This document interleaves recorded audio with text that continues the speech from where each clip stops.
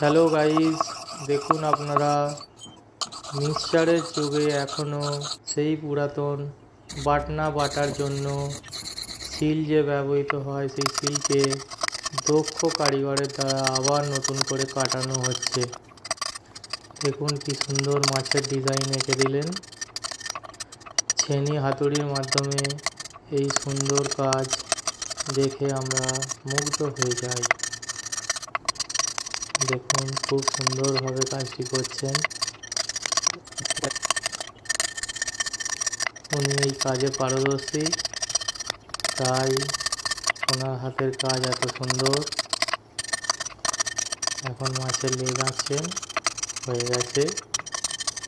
এবার চারিপাশগুলি ভালো করে কেটে দিচ্ছেন।